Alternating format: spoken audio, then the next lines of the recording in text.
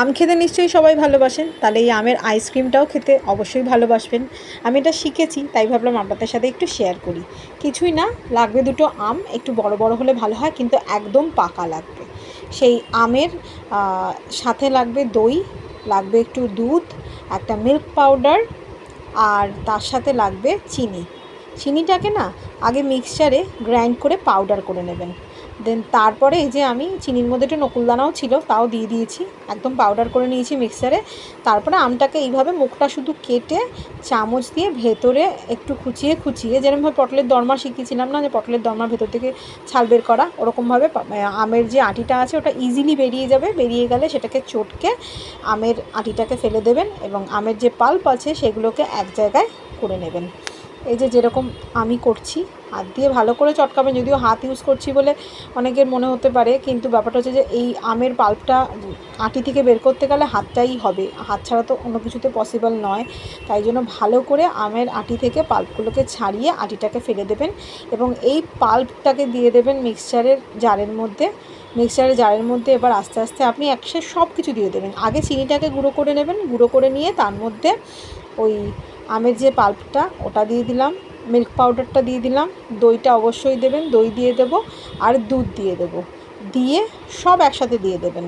আর কিছু দেওয়ার দরকার নেই। আর কিছু ইনগ্রিডিয়েন্টস যদি আপনাদের অ্যাড করতে হয়, মনে হয় ভালো লাগবে, দিতে পারেন। আমি আর কিছু দিইনি, তবে একটু মিল্কমেড দেওয়া যেতে পারে। আমি মিল্কমেডটা ইউজ করিনি, আমার কাছে ছিল না সত্যি কথা বলতে, সেই জন্য আমি দিইনি। এই সমস্ত কিছুকে একসাথে দিয়ে এবার আপনি খুব ভালো করে ব্লেন্ডারের মধ্যে চালিয়ে নিন। চালিয়ে নেওয়ার পরে আপনি বুঝতে পারবেন, দেখবেন থকথকে মানে একটা থিকনেস হয়েছে পেস্টটার মধ্যে। যদি খুব থিক মনে হয় একটু হালকা জল দেবেন, না জলের বদলে দুধও দিতে পারেন, আমি দুধটাই দিয়েছি। কিন্তু এরকম থকথকে মতো হবে, খুব বেশি গাঢ়ও না আর পাতলা তো একদমই নয়। তারপরে এই আম দুটো করে রেখেছিলাম, সেই আমের মধ্যে ওইগুলোকে ভালো করে ঢেলে দেবেন, ঢেলে একদম টুকু টুকু করে ভর্তি করে দেবেন। দিয়ে একদম আপনি ডিপ ফ্রিজের মধ্যে এটাকে 2 দিনের জন্য রেখে দিন সেট হতে। একটা এমন বাটিতে রাখবেন ছোটো মতো, যার মধ্যে শুধু ওরা দাঁড়িয়ে থাকবে। 2টো করুন, 3টে করুন, যে কটা খুশি করতে পারেন আপনার ক্যাপাসিটি অনুযায়ী কতটুকু আছে। তারপরে দেখুন এটা 2 দিন রাখার পরে এরকমভাবে জমে গেছে। এবং আরেকটা যেটা কথা হচ্ছে যে এটা ফ্রিজ থেকে বের করে কিন্তু সঙ্গে সঙ্গে কাটতে হয়, না হলে এটা আর কাটা যায় না।